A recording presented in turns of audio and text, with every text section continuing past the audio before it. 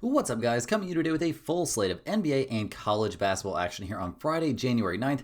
I'll give you my favorite picks on the side and over-under on each game. We're going to break down the biggest college basketball games of the night. I'll give you my favorite underdog pick of the day and my massive lock. So slam that like button and subscribe to the channel to make sure you keep seeing these videos every single day.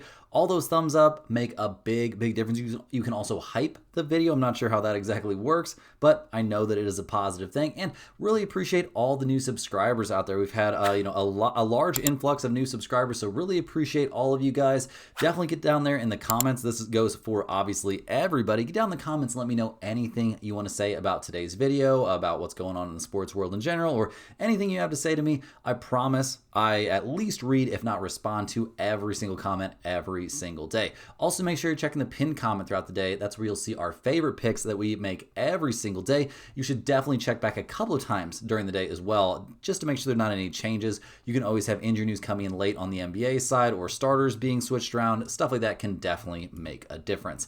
In terms of a recap for yesterday, it was a bit of a weird day out there. A lock of the day actually ended up being postponed. The Heat did not end up playing that game in Chicago. There was something to do with condensation on the floor, so that ended up being no action. But we did unfortunately give a little bit back there on the Hornets. We've been cashing the Hornets there for a long time. They did let us down. It was a close game, came down to the wire. LaMelo Ball had a big game, but Pascal Siakam really went nuts there for the Pacers. 30 points, 14 boards, and yeah, Indiana gets the 2-point win. We did cash the under in that game, though. That was a nice little win. Not much of a sweat either, honestly. A pretty tame offensive game from two teams that, show big trends towards the under. I definitely think we're going to be looking at, taking more under plays when these two teams are involved. On the college basketball side, we did cash Liberty at -5. It was a comfortable blowout win here for the Flames. They get the 72-56 win. A great overall team showing. No one scoring more than 10 points there for the Flames, but they still get a nice win and cover. Unfortunately, Tarleton State -6.5 did not come through. The Texans wasted a 33-point game from Dior Johnson, and when you shoot only 1 of 6 from deep in an entire game, not a lot of good things are going to happen to you. Unfortunately, our dog of the day, we got beat by the hook. We had the Denver Pioneers +7.5. After leading at halftime, the Pioneers eventually lose 79-87 to cost us the cover there by only a half a point.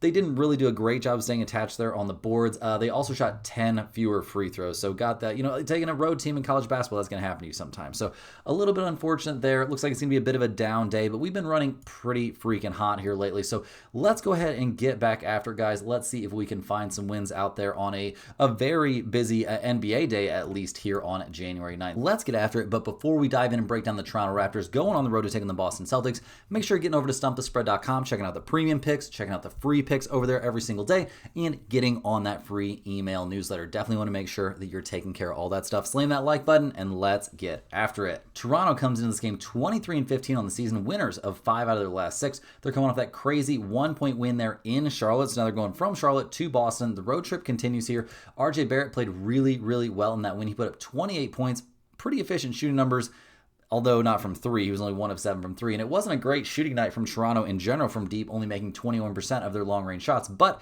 they do manage to get the win nonetheless. Aside from RJ Barrett, we really liked what we've seen from Emmanuel Quickley, who's been having a great season in general. Brandon Ingram, that situation wasn't great. That thumb issue took him out of that game, and he is questionable for this one. So we'll see if he's able to make his way back and play in this one on the road. Obviously, that makes a big difference. They're very used to having him out there. I was a little bit concerned to see the Toronto Raptors get out-rebounded there by the Hornets. That's not a great look, and they're not exactly taking on a cupcake opponent in this one. Toronto comes in this game a little bit banged up. Like I said, Brandon Ingram questionable with that thumb issue. Scotty Barnes on the injury report as well. He's questionable with a right knee sprain. I would be very surprised if we saw Scotty Barnes suit up and play in this game. And Jakob Poeltl is still going to be sidelined, so they won't have a big to kind of punish Boston for, not being a team that has tons of great bigs.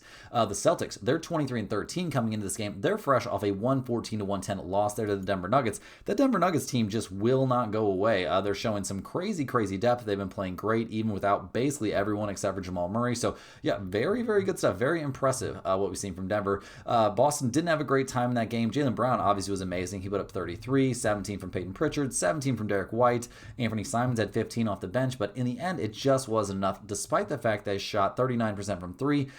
They only shot 15 free throws, and Denver shot 24. That's a pretty big difference. And the Celtics, they did smash Denver on the boards, which is something they could be looking to do here against the shorthanded Raptors, who are definitely going to be missing some rebounding and going to be missing a lot of their production potentially in this game. Now, the Celtics, they are currently pretty freaking healthy. Really no significant, I mean, Josh Minot is out for this game, but other than that, they are healthy and ready to go here at home.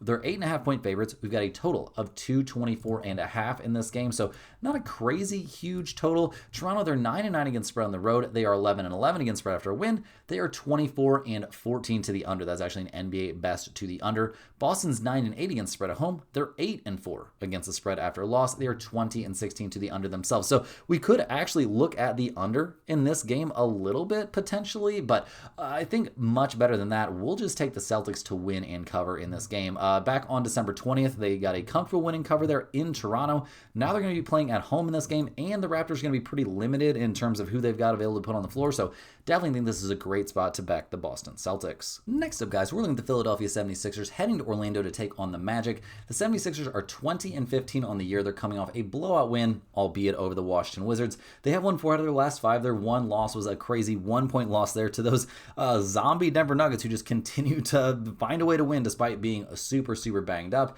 In that win over the Wizards, obviously, you saw what you expected to see. Shocker that Joel Embiid was able to play going up against the Wizards. He had 28 points in 25 minutes.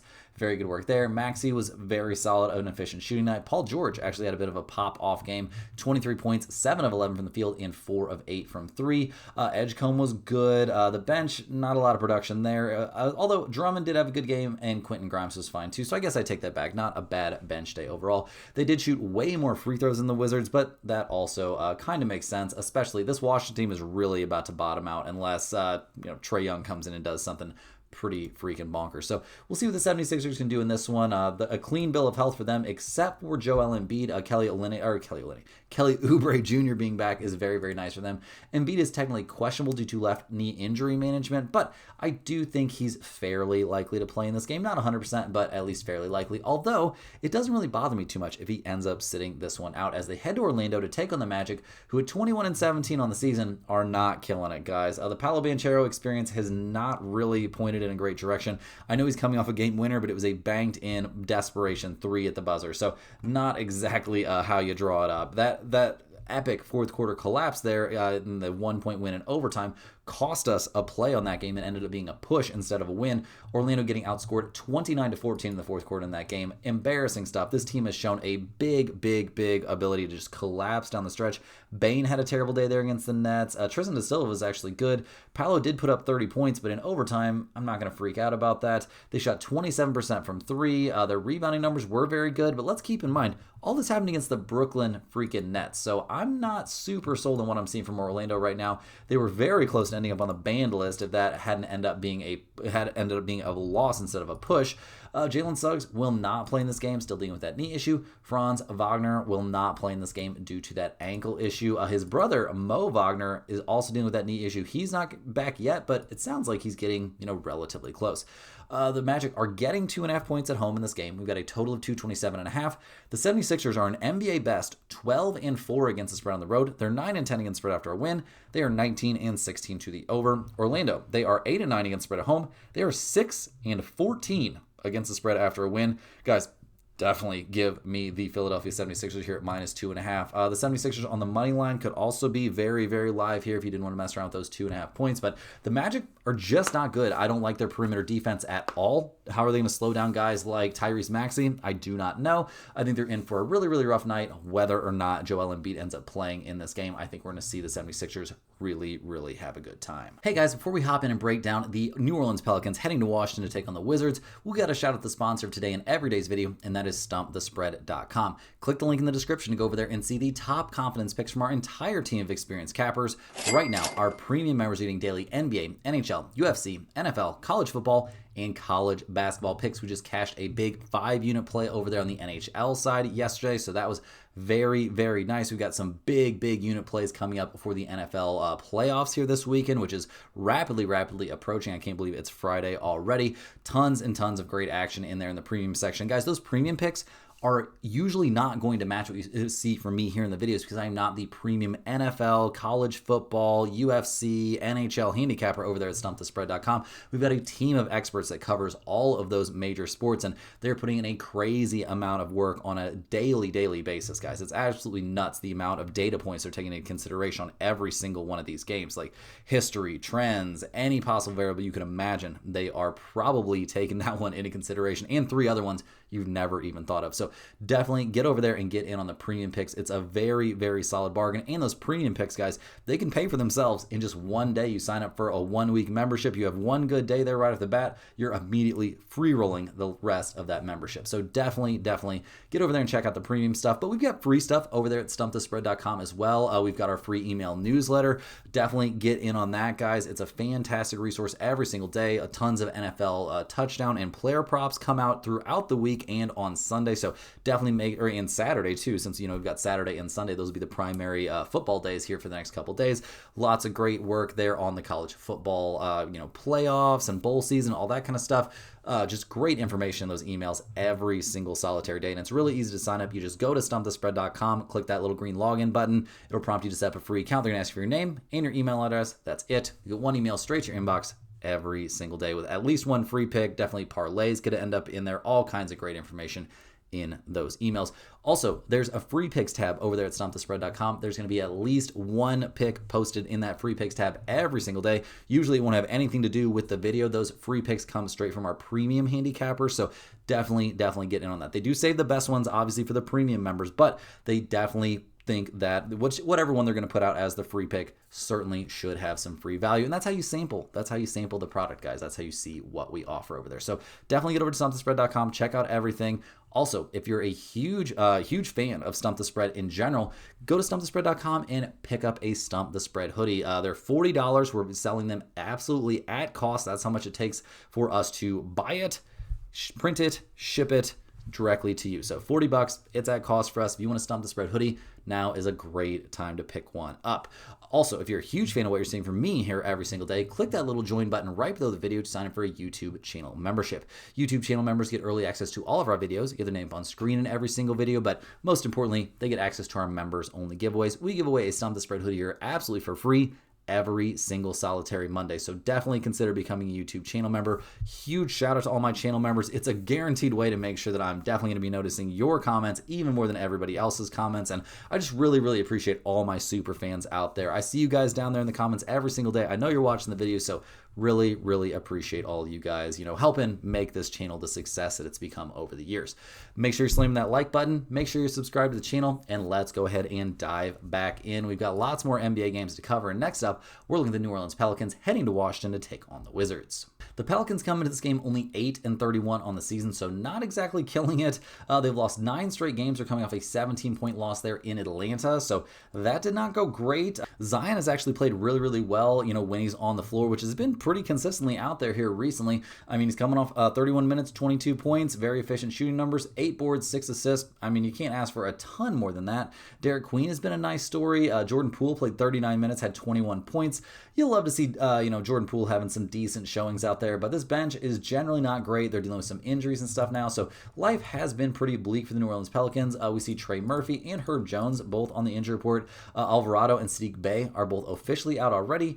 Trey Jones dealing with back and ankle issues, and trade season is upon us, so maybe it could have something to do with that, but he won't play in this game almost for sure, and Herb Jones is doubtful as well as they head to Washington to take on the Wizards, who were part of the first big blockbuster trade of the season, guys. They pick up Trae Young. We'll see what kind of difference that makes for them this season, if any. I mean, obviously, this is a team that we still expect to be trying to tank it out this season. They're coming off a 131-110 loss there to the Philadelphia 76ers, so not a great look there. Sarr putting up some pretty good numbers. I think he's a guy with a lot of potential. Trey Johnson had a very good day in that one. The bench is real bad, guys. Real bad. Corey Kispert's gone. That's not a big deal. We'll see if they try and trade away Chris Middleton at some point. This is not a very good basketball team. We'll see when Trae Young eventually is going to make his, team debut, but he's still doing the quad issue, and yeah, this is still a team trying to tank things out. So we'll see if they can do that successfully in this one. It's going to be hard. They're getting 2.5 points at home. We've got a total of 240.5. The Pelicans are 7-9 against spread on the road. They're 14-15-1 against spread after a loss. They're 21-18 to the over. Washington is 8-10 against spread at home, 12-13 against spread after a loss. They are 19 and 17 to the over, so maybe you can lean towards over in this one. I don't have a problem with that. In terms of a side, I mean, I don't really. It's pretty bleak stuff, guys. I will lean just slightly towards the Wizards at home, I guess, but I'm staying far, far away from this game overall. Rolling right along, we got the Los Angeles Clippers heading to Brooklyn to take on the Nets. Now, the Clippers, they're 13 and 23 in the season. They're coming off of kind of a tough showing there at Madison Square Garden, losing to the Knicks 123 to 111. In that game, Kawhi really, he continues to play well. He had a good night, but James Harden, 23 points, but only 6 of 17 from the field. Maybe I'm being too tough on him. He has had some weaker games recently, but the real meat and potatoes of the problem here is this bench is just nothing. The bench scored, 12, 19 points or something like that? It was just absolutely garbage. So they got to find a way to get some sort of bench production on this roster. I don't know how they're going to do it, but that definitely has to happen here for this team to start being taken seriously. So we'll see if that happens here. Kawhi is on the injury report. He's dealing right now with a right ankle sprain, and he's questionable. Usually when Kawhi is questionable, that means he is not going to be playing. So we'll see. Apparently he stepped on a fan during Wednesday's loss to the Knicks. I didn't actually see that. That's a little bit weird, but yeah, we'll see. We'll see if Kawhi's out there for this one. They're heading to Brooklyn to take on the Nets, who are 11 and 23 on the season. They're coming off that brutal 1-point loss there against the Magic. Obviously, that was a game they should have won. Played great defense on that last possession. Banchero just banks in a 3. There's not a lot you can do about that. In that game, Michael Porter Jr. was great. 34 points from him. We liked what we saw off the bench there in general, but not so much from Cam Thomas. This team has some talent on it. They can also play some very, very real defense, although doing that against the Magic is a lot different than doing against an actual good team. There's a lot of trade news swirling around Michael Porter Jr. right now, and he is on the injury report listed as probable due to right knee soreness. I would be a little bit shocked. They're going to start trying to hold him out of games because this is a team that really needs to be losing, and he's looking too good to lose with right now, just the way that he's been playing. Other than that, they're healthy and ready to go. They're getting 2.5 points here at home. We've got a total of 213.5, an extremely low total. The Clippers are 8 and 10 against spread on the road, 9 and 13 against spread after a loss. They are 19 and 17 to the under. Brooklyn is 9 and 10 against spread at home, 12, 9 and 1 against spread after a loss, 20 and 14 to the under themselves. I'm not going to take under 213.5. I just don't have that in me. With both Kawhi and Michael Porter Jr. questionable for this game, it's really, really odd. I guess Michael Porter Jr. is probable, so we're going to have to wait and see a little bit on this one. If both of them end up sitting out, I do like the Clippers here, maybe just slightly, but this is another game where I don't like too much from it. We're going to have to wait and see on injury reports for a real lean. Next up, guys, we're looking at the Oklahoma City Thunder heading to Memphis to take on the Grizzlies. The Thunder are 31 and 7 on the season. They're coming off a crazy 129 to 125 win there over the Jazz. We were on the Jazz plus 18.5. That was some of the freest money in recent memory, obviously. The Thunder played well. 46 points from SGA, 23 from Chet, 17 from Jalen Williams, who continues to really struggle out there. Dort had one of his pretty bad shooting nights. Aaron Wiggins also didn't shoot the ball well. The Thunder are just in a team-wide shooting slump. Even SGA was only 1 of 8 from 3, went 17 of 19 from the free throw line. I will note that. But yeah, they crushed nothing really in this game, to be honest. They got crushed on the boards. This team is not looking quite as dominant as it looked in the early part of the season. And when all these role players can't make a 3 to save their life, things get very, very, very bleak. And looking at the injury report here, it's about as bleak as they can get right now. We see SGA. He's on there. He's officially listed as out due to an ankle sprain, so he will not play in this game. Chet Holmgren's been ruled out due to bilateral shin soreness. Hartenstein, dealing with that Solis issue, is still out for this game. And we also see Kason Wallace probably sidelined. Definitely sidelined. Jalen Williams, not J-Dub, but Jalen Williams, he's out. And Caruso, is he officially out? He's questionable, dealing with the back issue. So this is going to be the skeleton crew here for the Oklahoma City Thunder as they go to Memphis to take on the Grizzlies, who have been not great recently. They've lost, 5 out of their last 6. They're coming off a blowout loss at the hands of the Suns, which we were on the Suns in a huge way in that game. So thank you, Grizzlies, for sucking in a spot we definitely thought you would suck. It's been a little bit bleak. Jaren Jackson Jr. Has not performed great this year. The shot has been bad. The rebounding is still non-existent. G.G. Jackson got 25 minutes and wasn't super productive. Jock Landale had a terrible game. Kim Spencer bounced back and played well. I will give him credit there. KCP played really well in 17 minutes off the bench, putting up 14 points, but overall, this team is just not looking great. We're seeing Ja in and out of the lineup, and it looks like it's going to be an out for a while here, dealing with that calf issue. He won't play. Cedric Howard also won't play in this game. Vince Williams Jr. is, I think he's questionable. Yeah, questionable there with a knee issue. So we'll see who they even have in this one. They're getting 4.5 points at home. We've got a total of 229.5. The Thunder are 8-9 against spread on the road. They're a 500 against spread team after a win. They're 20-18 to the under. The Grizzlies are 8-10 against spread at home, 9-11 against spread after a loss, 23-14 to the under.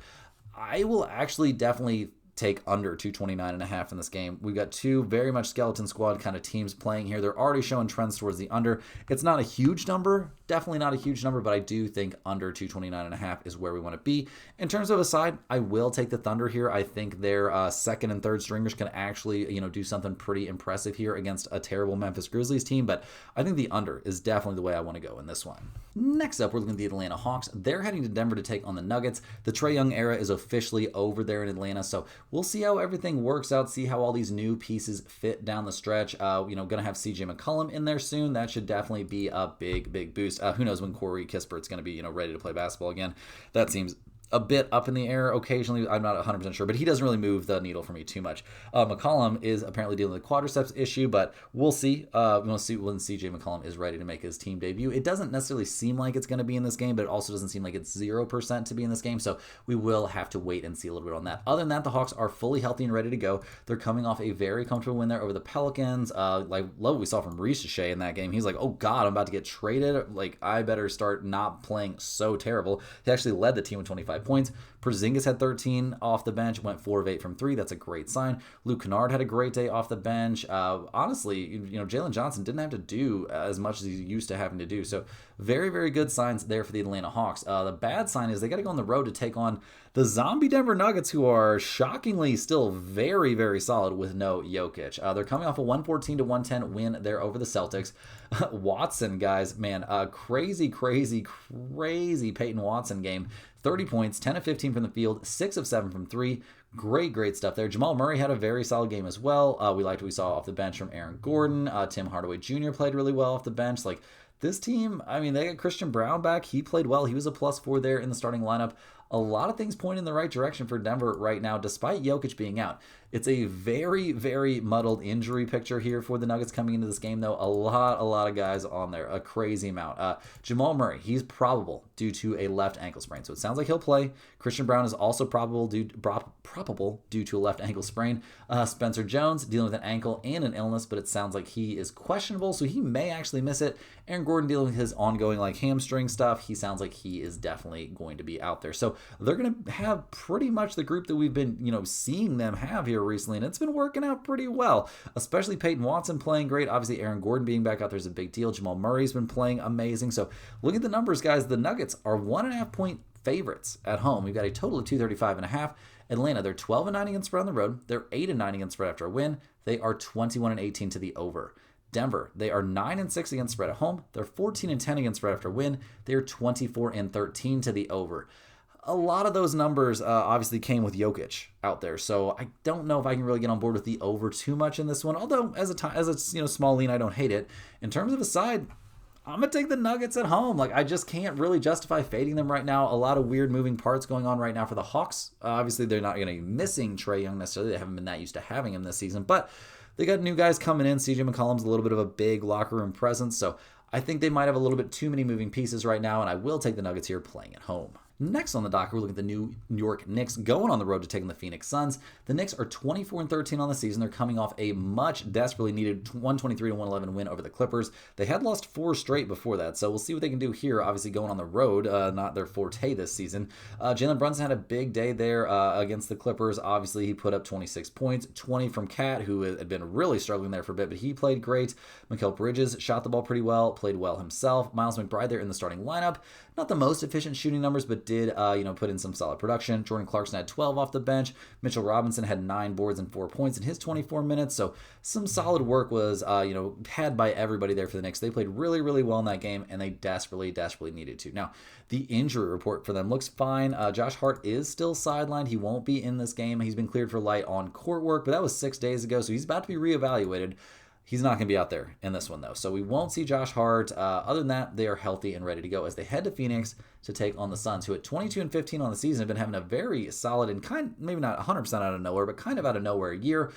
Their last time out was a 117-98 win there over the Grizzlies. We slammed it there on the Suns, -3.5, -4.5, and on the money line. That was a great spot for Phoenix. The premium members really cashed in over there at stumpthespread.com. That was our biggest NBA play of the season, and it came through very comfortably. As projected, we saw Grayson Allen have a big bounce back night. He had 19 points on very good shooting numbers in 21 minutes off the bench. Some solid stuff there from Dillon Brooks, although not the greatest shooting night. Devin Booker didn't even shoot the ball that well, and they still won this game comfortably. So you love to see it if you're a Phoenix Suns fan, or if you are a premium member over at stumpthespread.com. That was a great win. This Suns team comes in this game basically fully healthy and ready to go. Obviously, having Grayson Allen back is a big deal. I mean, this team is kind of good. Like, they're actually kind of good. They're a tough out for everybody. They play with a lot of effort. That's a big deal on a nightly basis. And looking at the numbers, guys, the Suns are getting a 1.5 here at home. We've got a total of 230.5. The Knicks are 4-12 against spread on the road. That's an NBA worst mark against spread on the road. They're 14-10 against spread after a win, and they're 22-16 to the over. The Suns are 13-4 this year against spread at home. That's an NBA best mark. They're also 14-7 against spread after a win. They're a slight to significant under team. I'm not interested in the total in this game, guys, but I can't believe the Suns are underdogs here. Give me the Phoenix Suns straight up in this one. I'm taking them on the money line here, or you can take them +1.5 if you really care about that. But this line's going to move. This is going to shift. The Suns are going to end up favorites before this game tips off. So definitely dive in on this one early. Give me the Phoenix Suns. Rolling right along, we're looking at the Sacramento Kings heading to Golden State to take on the Warriors. The Kings are pretty bad. Pretty freaking bad. They're 8-29 on the season. They're losers of 6 in a row. They're coming off a 100-98 loss there to the Dallas Mavericks. I mean, I don't have anything good to say about this team, really. Zach LaVine had 20. He's looked okay since coming back. I still don't think he has any trade value. DeMar DeRozan, he's played okay. Still don't think he has any trade value. Russell Westbrook's been terrible. Dennis Schroeder has not been great. The bench is bad. The starters are bad. This team is freaking bad, guys. So we'll see what they can do here going on the road. They're fully healthy, so I guess that's a step in the right direction, but it's not looking great. As they head to Golden State to take on the Warriors, who are 20-18 on the season. They're coming off a badly needed 120-113 win there over the Milwaukee Bucks. The Warriors are a widely rumored team to be in the every trade discussion, it feels like, but it also feels like that's been going on for a couple years, and we still see guys like Jonathan Kuminga on the books not getting any run. Buddy Hield could maybe help somebody. He's not getting any run. Like, these are DNP coaches' decisions, and these guys are not getting out there. And the Warriors need shooting. They need offense. And I mean, Moses Moody played 28 minutes, had 9 points. I don't really know how we justify that. DeAnthony Melton will hopefully be in the starting lineup eventually. 25 points or 22 points in 25 minutes and great shooting numbers. I mean, the Warriors played well in that game, but even the bench came up pretty good, but mostly thanks to DeAnthony Melton. So we'll see what goes on. Brandon Podziemski, that guy that we weren't willing to include in Lauri Markkanen trades, he played 22 minutes and had 2 points. Yeah. Can't trade that guy for Lauri Markkanen. I don't know what we're doing over there for the Warriors, but we'll see what they can do in this game. They come into it looking, I would say, very healthy. Gary Payton is on the injury report, but other than that, the Warriors are healthy, rested, and ready to go here. They're playing at home. They are 13.5-point favorites at home. We've got a total of 229.5. The Kings are only 7-12 against spread on the road. They're 10-18 against spread after a loss. They are 21-16 to the under. The Warriors are 9-8 against spread at home, 7-12 against spread after a win, so terrible against spread after a win, and 22-16 to the over. I can't believe these words are coming out of my mouth, but give me the Sacramento Kings here getting 13.5 points. I think they're going to make a real game out of this. I just don't trust the Warriors right now at all. They don't blow out anybody they play, it doesn't feel like. I think this is going to be a pretty competitive game. Give me the Sacramento Kings here getting all these points. Heading into our last couple NBA games, before we hop over and look at the biggest games on the college basketball slate, we've got the Houston Rockets going on the road here to take on the Portland Trailblazers. Now, the Rockets, they're 22-12 on the season. They just fell victim to a Denny Adjeva game. They lose that one, giving up 41 points to him. That was a crazy, first game of this little, 2-game set in Portland. KD has to be pretty tilted, put up 37 points, and his team still loses. Jabari Smith Jr. was terrible, 6 points, 2 of 13 from the field in that game. Amen Thompson was very good. Tari Eason was fine. Steven Adams is just not an offensive force out there. And the bench for this team, I mean, if Reed Shepard's not on, there is no production coming from this bench. So they got to play better for sure if they're going to get wins. They really miss Sengun, and they really miss having a point guard. I would not think it's out of the question that this team could be active on the trade market here. We'll see. They could really, really use a real point guard. They could also use Sengun to come back and be healthy. So we'll see if any of that can become a reality. Sengun, though, still going to be out for this game. He's dealing with that ankle issue. Going to probably miss a couple weeks. So they've got another solid 10, 11 days before they can even think about having Sengun back out there. They're staying in Portland for this one to take on the Trailblazers, who at 18 and 20 on the year have persevered through some crazy, crazy stuff. They've actually won 6 of their last 7 games, coming off that nice win against the Rockets. Denny Adjeva is just, I mean, he should win Most Improved Player of the Year, albeit he is getting some of the least ethical buckets I've ever seen. Bro shot 15 free throws in that 41-point game, although, you know, he did play well out there. Don't get it too twisted. But this team doesn't have a great bench. We've loved what we've seen from Shadyon Sharp this year. Donovan Klingen's been a great piece, and the Trailblazers could actually be a pretty freaking good team if they could get healthy. They need Drew Holiday to come back for sure. Jeremy Grant has been very good at different points this season. He will remain inactive here, still dealing with that Achilles issue, though. So looking at the numbers, the Trailblazers are getting 6.5 points at home. We've got a total of 220.5. Houston's 12-9 against spread on the road. They're 6-5 against spread after a loss. They're 18-15-1 to the over. Portland's 11-7 at home. They are 8-9 against spread after a win. They are 12-18 to the over themselves. I'm a little bit intrigued by the total because it's a pretty low number, but with these teams just playing a rock fight in game 1 of this little series, I can't justify that. In terms of a side, I usually want to fade the team that won game 1 in game 2. You know, I want to, so that would make me want to take the Rockets here, but I can't do it. Give me the Trailblazers here, getting 6.5 points. I think this is going to be a very, very close game once again, and getting, 2 to 3 buckets, depending on how you want to look at it, is not nothing. In our last NBA game, before we hop over and look at that college basketball slate, we've got the Milwaukee Bucks going on the road to take on the Los Angeles Lakers. Giannis really needs to shut up. Like, it's getting out of hand now. He's now saying he would never ask the Bucks for a trade. Well, it's been reported everywhere that you've basically been lobbying for a trade, so I don't really want to hear that, dude. Just either never talk about the trade stuff ever again, or demand a trade and get out of there, because this team sucks. They're coming off a 120-113 loss there against the Warriors. They're fine. They can beat terrible teams with, as long as they have Giannis and then just a bunch of randoms around him, fine. I mean, Giannis put up 34 points in 31 minutes there against the Warriors, and they lost by 7. This team is just not good. Kyle Kuzma had a great day. 21 minutes, 13 points, 5 of 7 from the field, 2 of 2 from 3. The Bucks shot 44% from 3 in this game, and they lost. So I don't know what more they could really do. Giannis should be trying to get up out of there. I don't know if he is or not. That whole Miles Turner thing is looking like a joke at this point. One of the worst contract moves, one of the worst franchise moves ever. Bro played 25 minutes, had 13 points, shot 50% from the field, and that is two rebounds. And that's a great day for him this season. Cannot believe this was touted as some sort of monster signing. The Bucks come into this game fully healthy. Congrats. I don't know that that's going to make a huge difference here as they head to LA to take on the Lakers. The Lakers are 23-12 on the season. They have had a very easy schedule. That has to be at least mentioned. They're coming off a 107-91 loss there at the Spurs. We were on the Spurs in a big way in that game, so thank you, Lakers, for predictably sucking in that exact spot. Luka went off in that game, had 38 points, but nobody else was there to help him. LeBron sat that game out, so yeah, it was very much obviously just going to be the Luka all-alone show, and he was not able to do enough to get this team the win, obviously. And doing that against the Spurs would be a crazy feat. So I don't blame him at all. This team really doesn't have a lot of great depth on it. They really need Austin Reeves back.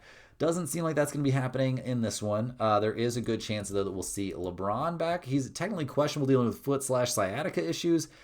I do kind of expect to see him play in this game. The vast majority of the time, I do think he'll come back and play in this one. Rui Hachimura, still sidelined. That's not great, dealing with that calf issue. He's questionable, so I guess there's a chance he comes back, but I would be pretty surprised. Look at the numbers here, guys. The Lakers are 3.5-point favorites here at home. We've got a total of 233.5. Milwaukee, they're 9-10 against spread on the road. They're 11-9 against spread after a loss, and they're 21-16 to the under. The Lakers, they are 9-7 against spread at home, 9-2 against the spread after a loss, 21-14 to the over.